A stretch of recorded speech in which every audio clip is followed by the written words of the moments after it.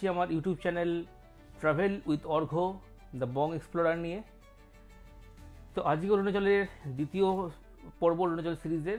আর আমি যেমনটা আগের পর্বে বলেছিলাম যে আজকে আমি দিরাং থেকে বা সাংটি ভ্যালি যাই বলুন না কেন, সেখান থেকে তাওয়াং যাব। তো এই রাস্তাটা মোটামুটি 4.5 ঘন্টা লাগে। তো এর মধ্যে এই রাস্তাটার মধ্যে বেশ কিছু সাইট সিইং আছে। সেই সাইট সিইংগুলো সম্পর্কে ডিটেলে যেমন বলবো, তার কিছু কিছু মাহাত্ম্য আছে, সিগনিফিকেন্স আছে, আমাদের হিস্টোরিক্যাল সিগনিফিকেন্স, ইন্দো চায়নার বেশ একটা ওয়ারের একটা অংশ এই স্থানের মধ্যে হয়েছিল। এছাড়া বলবো আমি সিলেবাসে আমার অভিজ্ঞতা। তো ভিডিওটা পুরো দেখার অনুরোধ রইল। তো চলুন শুরু করা যাক আমার আজকের দিরাং থেকে বা সাংটি থেকে তাওয়াং যাওয়ার গল্প।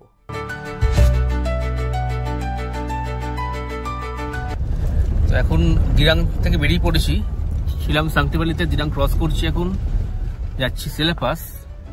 মোটামুটি 65 কিলোমিটার এখন যেতে হবে আমাদের, সময় লাগবে প্রায় 2 ঘন্টা। শুনলাম সিলেপাসে বেশ ভালোই স্নোফল হয়েছে, কাল রাতে বরফ পড়েছে অনেকটা, রোড ব্লক থাকতেও পারে, সেক্ষেত্রে আমাদের সেলা টানেল দিয়ে যেতে হবে। দেখা যাক, গিয়ে দেখাচ্ছি আপনাদের কী অবস্থা সিলেপাসের। সাংটি ভ্যালি থেকে সিলেপাসের দূরত্ব 71 কিলোমিটার, সময় লাগবে মোটামুটি 2 থেকে 2.5 ঘন্টা যদি আপনি সোজা যান। তবে রাস্তাতে আগে বৈশাখী পড়বে, সেই ভিডিওটা আমি এক্ষুনি দেখাবো। সেখানে একটু সময় কাটিয়ে যেতে যেতে কিন্তু আপনার প্রায় 3.5 ঘন্টা থেকে 3 ঘন্টা লেগে যাবে। সেই অনুযায়ী আপনি একটু সকাল সকাল দিরাং বা সাংটি ভ্যালি থেকে চেক আউট করে সিলেপাসের দিকে বা তাওয়াংয়ের দিকে রওনা হবে। আমরা বৈশাখী প্রবেশ করব। বৈশাখী এখান থেকে আর 5 থেকে 6 কিলোমিটার। আর আমরা এখন স্নো ক্যাপড মাউন্টেন দেখা পেয়ে গেছি, বরফের দেখা পেয়ে সবাই বেশ উচ্ছ্বসিত। যখন আমরা নিচ থেকে উপরে উঠি, আস্তে আস্তে জঙ্গলের মধ্যে পাহাড়, যখনই বরফের দেখা পাই তখনই সবাই বেশ এক্সাইটেড হয়ে যায়। তো এখনও সেই স্টেজে আমরা আছি, বড় দূর থেকে দেখতে পাচ্ছি বরফের পাহাড়, সবাই খুব এক্সাইটেড আমরা। এই যে সবাই সামনে গিয়ে দেখা যাক বৈশাখীতে কী অবস্থা হয়। এই বৈশাখী গ্রাম দিরাং থেকে 49 কিলোমিটার দূরে, সময় লাগবে মোটামুটি 1 ঘন্টা 10 থেকে 1 ঘন্টা 15 মিনিট। এটা মেনলি আর্মি কন্ট্রোলড এরিয়া। এই ভিলেজে পপুলেশন একদমই নেই, মাত্র 14 থেকে 15টা বাড়ি আছে, আর 50 থেকে 55 জন মতো লোক থাকে অ্যাকর্ডিং টু রিসেন্ট সেন্সাস। তো এইখানে যেটা মেজর অ্যাট্রাকশন সেটা হচ্ছে, এখানে তো একটা সেলা ওয়ারিয়ার মেমোরিয়াল আছে, তার সাথে সাথে এখানে ফটোগ্রাফি করার জন্য আই লাভ বৈশাখী বলে একটা জায়গা আছে। এছাড়া আপনি যে এত উঁচুতে এসেছেন সেটার একটা মাপ দিয়ে সেটা একটা ফলক আছে, সেখানে ছবি তোলার জন্য খুব ভালো। এছাড়াও দুটো খুব ভালো জিনিস আছে, একটা হচ্ছে আর্মিদের ক্যাফেটেরিয়া আছে, এখান থেকে আপনি কিছু ব্রেকফাস্ট করে নিতে পারেন, চা খেতে পারেন। আর তার সাথে সাথে এই আর্মিদের একটা মানে জামা কাপড়ের শোরুম আছে, সেখান থেকে আপনি আর্মিদের পোশাক, জ্যাকেট, টুপি এইগুলো আপনি এখান থেকে কিনতে পারেন, অনেক সস্তায় পাওয়া যায়। আমরা সিলেবাসের রাস্তা ঢুকে গেলাম। এখানে একটা কাট আছে, দেখতেই পাবেন, একটা সেলা টানেলের দিকে রাস্তা চলে গেছে, যেটা 7 কিলোমিটার, আর সেলা পাশে দিয়ে চলে গেছে যেটা 11 কিলোমিটার প্রায়। আমরা সেলা পাশ দিয়ে যাচ্ছি। আমাদের আর্মিরা বললেন যে যদি গাড়িতে চেন থাকে তাহলে সেলা পাস দিয়ে যান, না হলে সেলা টানেল দিয়ে যান। আমাদের কাছে যেহেতু চেন আছে, আমরা এখন সেলা পাস দিয়ে যাবো। দেখা যাক সিলেবাসে কি চেন লাগাতে হয় কিনা, এরকম বরফ থাকে। Let's explore. ব্যাড লাক, আমরা এগোচ্ছিলাম সিলেবাসের দিকে, কিন্তু বেশ কিছু গাড়ি ব্যাক করলো। আমাদের বললো যে চেন লাগিয়ে যাওয়া যাচ্ছে না, এত বরফ। এই জন্য আমরা আবার ব্যাক করে সেলা টানেল দিয়ে আবার যাচ্ছি। সেলা টানেলটা আপনাদের দেখাচ্ছি।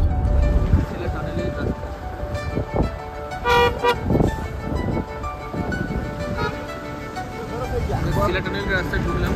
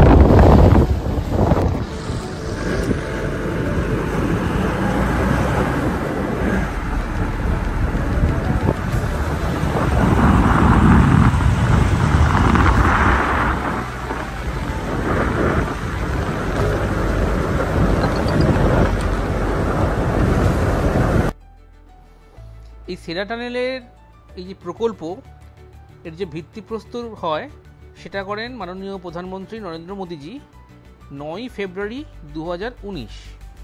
কিন্তু সেলা টানেলটা ওপেনিং হয়েছে রিসেন্টলি 1 বছর আগে, মানে আমরা 15ই মার্চ 2025 সেলা টানেল ক্রস করছি, আর এইটার উদ্বোধন হয়েছে আমাদের খুব ভাগ্য ভালো 9ই মার্চ 2024 সাল, মানে 1 বছর, ঠিক 1 বছর আগে। মোটামুটি 825 কোটি টাকা ব্যয় হয়েছে এই টানেলটা করতে। এই টানেলের কূটনৈতিক গুরুত্ব অপরিসীম, তার কারণ সেলা পাস বিভিন্ন সময় বরফ, এত বেশি তুষারপাত হয়, বরফ পড়ে, যে এখান থেকে যে আর্মি গাড়ি, আর্মি মুভমেন্ট খুব স্লো হয়ে যায়, যেটা গুয়াহাটি, তেজপুর বা জোরহাট এইসব জায়গা থেকে যদি আর্মি মুভমেন্ট করতে হয় চায়না বর্ডার, তো সেলা পাস ক্রস করে তাওয়াং যেতে হবে, সেক্ষেত্রে সেলা পাসে এত সময় লেগে যেত। সেই জন্যই এই সেলা টানেলটা তৈরি করা হয়েছে। এই সেলা টানেলটার জন্যে খুব সহজে, যতই বেশি অ্যাডভার্স ওয়েদার থাকুক, তুষারপাত থাকুক, আপনি এই যে দিরাংয়ের দিক থেকে তাওয়াংয়ের দিকে পৌঁছে যেতে পারবেন কোনো অসুবিধে ছাড়া। এই সেলা টানেলটা হচ্ছে বিশ্বের দীর্ঘতম দ্বি-লেনের টানেল, যার উচ্চতা 13,000 ফুটেরও বেশি। আচ্ছা, এখানে দুটো টানেল আছে আর একটা লিঙ্ক রোড আছে।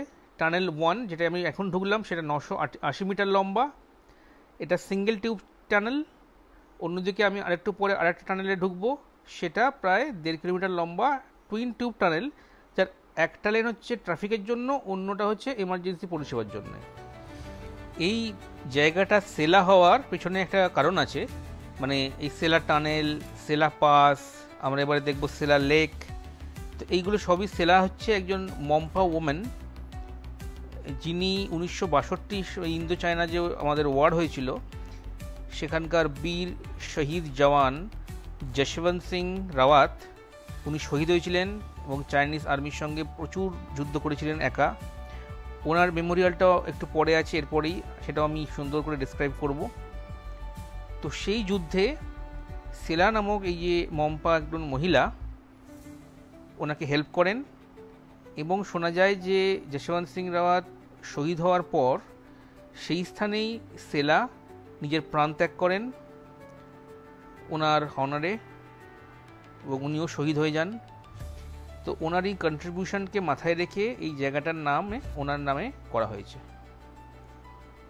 তবে সেলা টানেল দিয়ে এলে একটা প্রবলেম হচ্ছে যে আপনি সেলা লেক কিন্তু দেখতে পারবেন না, কারণ সেলা লেকটা হচ্ছে সেলা পাসে। তো সেই জন্যে আমরা যেটা করি, আমরা একটা ছোট রিস্ক নিই, এবং অনেকে যাচ্ছিল সেটাও জিজ্ঞেসও করি অবভিয়াসলি। আমরা সেলা টানেল থেকে তাওয়াংয়ের দিকে না গিয়ে আবার ব্যাক করি সেলা পাসের দিকে, কেন খুব বেশি দূর যেতে হয় না, কাছাকাছি সেলা লেকটা নিয়ে আমরা সেলা লেকের দিকে যাই। কিন্তু দেখতেই পাচ্ছেন রাস্তায় কীরকম বরফ, এবং আমাদের সামনে বেশ কিছু গাড়ি রাস্তাতে আটকে যাচ্ছিল, স্কিড করছিল, কিন্তু তবুও ধীরে সুস্থে আমরা সেলা লেক পর্যন্ত পৌঁছে যাই এবং সেলা লেকের সৌন্দর্য অনুভব করি।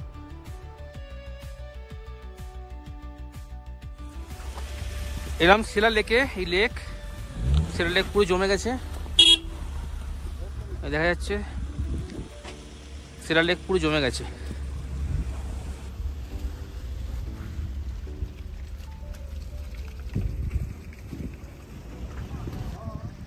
দেখতেই পাচ্ছেন আমরা যখন গিয়েছিলাম, মানে এই 15ই মার্চ, তখন সেলা লেক অর্ধেক জমে গেছিল, অর্ধেক জল ছিল।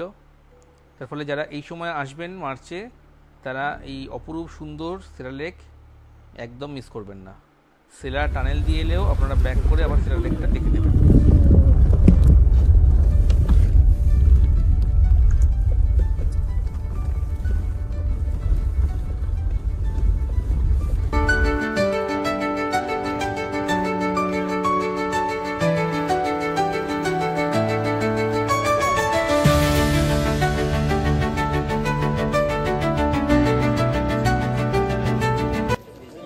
এই যশবন্তগড় ওয়ার মেমোরিয়াল যশবন্তগড়ে অবস্থিত, এবং এই জায়গাটা যশবন্তগড় নামে পরিচিত হয়েছে শহীদ বীর জওয়ান যশবন্ত সিং রাওয়াতের জন্যে।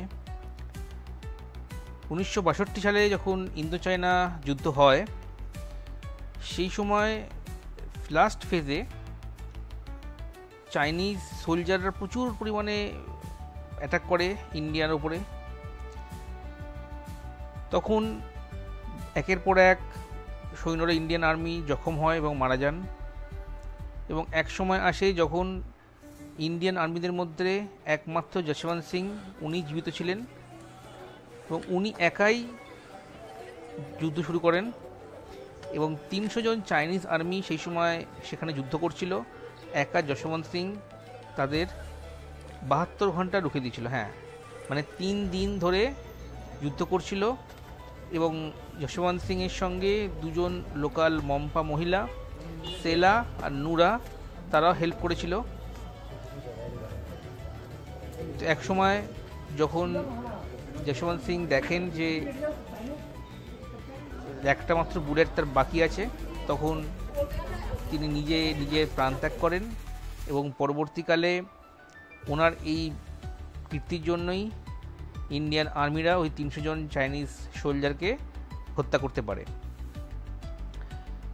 কিন্তু তার আগে চাইনিজ আর্মিরা এতটাই রেগে যায় ওনার এই কীর্তির জন্যে যে ওনার শিরচ্ছেদ করা হয় এবং ওনার মাথা তারা চায়নাতে নিয়ে চলে যায়। তারপরে যখন সিজফায়ার স্টপ হয় তখন ওনার এই সাহসিকতা এবং ওনার এই ব্রেভারিতে চাইনিজ এম্পারারও এত ইমপ্রেসড হয়ে যায় যে একটা তামার মুকুট দিয়ে ওনার মাথাটা আবার ইন্ডিয়াতে ওনারা ফেরত পাঠান। এবং তারপরেই এইখানকার আমাদের যারা মিলিটারি এবং ইন্ডিয়ান গভর্নমেন্ট ওনাকে মহাবীর চক্র উপাধিতে ভূষিত করেন এবং ওনার নামে এই যশবন্তগড় ওয়ার মেমোরিয়াল তৈরি হয়। এখানে ওনার বাংকার আছে, উনি যে বেডে শুতেন সেই বেড রাখা আছে, উনি যা যা পরিধান করতেন সেই কাপড় রাখা হচ্ছে এবং রোজই সেই কাপড় কিন্তু ভাঁজ করে রাখা হয়, রেগুলার সেগুলো মেনটেন করা হয়, ওনার জিনিসপত্র সামগ্রী যেগুলো ইউজ করতেন ডেলি। এবং শোনা যায় যে উনি এখনও এই অঞ্চলেই বাস করেন এবং ওনাকে ভগবানের মতো এখানে পূজন করা হয়। এছাড়া এটাও শোনা যায় যে যদি কোনো গানম্যান এই ডিউটি করতে করতে বাই চান্স তন্দ্রাচ্ছন্ন হয়ে পড়ে তাহলে উনি ওনাকে এক চড় মেরে আবার জাগিয়ে দেন। তো এই বিশ্বাসও ওখানে আছে যে উনি সবসময় আমাদের ইন্ডিয়ান বর্ডারকে রক্ষা করছেন এবং যদি কোনো ইম্পেন্ডিং ডেঞ্জার আসে তাহলে উনি সেটা সবার প্রথমে জানিয়ে দেবে। তো এটা অনেকটা আমরা যখন গ্যাংটক গেছিলাম সেখান থেকে বাবা মন্দির গেছিলাম, আপনারা অনেকেই হয়তো গেছেন বাবা হরভজন সিংয়ের মন্দির, সেখানেও এরকম একটা গাথা আছে। স্পেশালি ওল্ড বাবা মন্দির যারা গেছেন তারা জানবেন যে ওই বাংকারেই বাবা হরভজন সিং ওখানেই থাকতেন, ওনার যে জিনিসপত্রগুলো সেগুলো রেগুলার এখনও মেনটেন করা হয়। তো এটা হচ্ছে একটা বীর জওয়ান, ইন্ডিয়ার বীর জওয়ানের গল্প এবং তার সাথে সাথে 2 জন লোকাল যে মম্পা মহিলা ছিল সেলা আর নুরা, তাদেরও কাহিনী। সেই জন্য সেলা পাস, সেলা টানেল, সেলা লেক সেলার নামে হয়েছে আর নূরের নামে হয়েছে। আমরা এরপরে যাব যেখানে নুরানাং জলপ্রপাত বা জাং ওয়াটারফল, সেটা নুরার নামে হচ্ছে।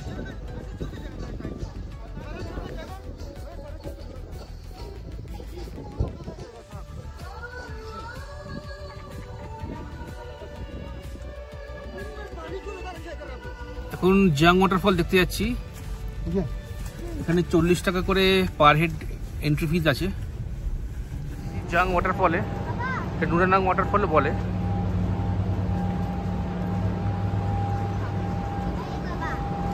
এই নুরানাং ফলস বা জাং ফলস প্রায় 100 মিটার উচ্চতা থেকে পড়ছে এবং এটা প্রায় 6000 ফুট উঁচুতে অবস্থিত। এটা নুরানাং হয়েছে তার কারণ আমি আগে বলেছি যে নুরা নামে যে মহিলা 1962 ইন্দো চাইনা ওয়ারে যশবন্ত সিংকে সাহায্য করেছিলেন এবং পরে নুরাকে চাইনিজ সোলজাররা ক্যাপচার করে নিয়েছিল। তো তার নামেই এই নুরানাং নদী, যে নদী থেকে এই ফলসের সৃষ্টি হয় নুরানাং ফলস, সেই নামেই ডাকা হয়।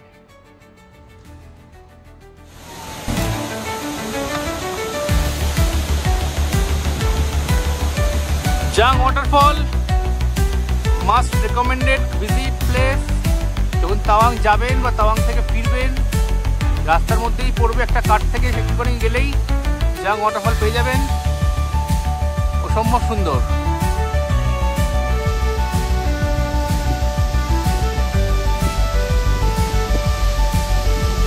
First layer, second layer, third layer হয়ে নিচে পড়ছে। অদ্ভুত, অসাধারণ।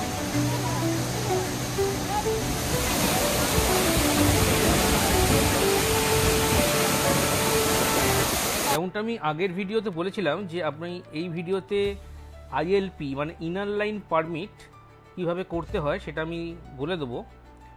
তো অরুণাচল প্রদেশ যেতে গেলে আপনাকে কিন্তু এই ইনার লাইন পারমিট বা ILP সঙ্গে করে নিয়ে যেতে হবে, অথবা ওখানে গিয়ে করতে হবে। আমি যেরকম দেখেছিলাম আগের পর্বে যে চেকপোস্টটা, সেখানে গিয়ে তো গিয়ে করলে বুঝতেই পারছেন বেশ কিছুটা সময় নষ্ট হবে। তার থেকে সবচেয়ে ভালো আপনি আগে থেকে অনলাইনে করে নিন, যাওয়ার 2-3 দিন আগে অনলাইনে আপনি করে নিন। তো কী করে করবেন, আপনি সোজা চলে যান www.eilp.arunachal.gov.in। এই ওয়েবসাইটে ক্লিক করুন। এখানে দেখতে পাবেন ট্যুরিস্ট EILP, ওপরে ক্লিক করুন, সেখানে অ্যাপ্লাই EILP। এখানে একটা ডিক্লারেশন পাবেন, আই এগ্রি করে দিন। এবারে এখানে দেখছেন যে একটা মোবাইল নাম্বার দিতে বলছে আপনাকে, আপনি মোবাইল নাম্বারটা দিয়ে দিন। তারপরেই আপনার কাছে একটা ওয়েবসাইট চলে আসবে, একটা ফর্ম টাইপের চলে আসবে। সেখানে আপনাকে ডিটেলস দিতে হবে, যেরকম আপনি কোন ডিস্ট্রিক্ট ভিজিট করছেন। এক্ষেত্রে আপনি দেবেন ওয়েস্ট কামাং। ডেট অফ অ্যারাইভাল দেবেন, ডেট অফ রিটার্ন দেবেন। ম্যাক্সিমাম ডিউরেশন হচ্ছে 14 দিন, মানে এই একটা ILP-তে আপনি 14 দিন থাকতে পারেন। এবারে প্রাইমারি অ্যাপ্লিকেন্ট ইনফরমেশানে নাম, gender, email ID, phone number, date of birth. Primary applicant মানে ধরুন আপনি করছেন, তার অ্যাড্রেস, ডিস্ট্রিক্ট, স্টেট, পিনকোড দিয়ে একটা পাসপোর্ট সাইজের ছবি দেবেন। এরপরে আপনি ডিক্লারেশনটা ফিল আপ করে দেবেন।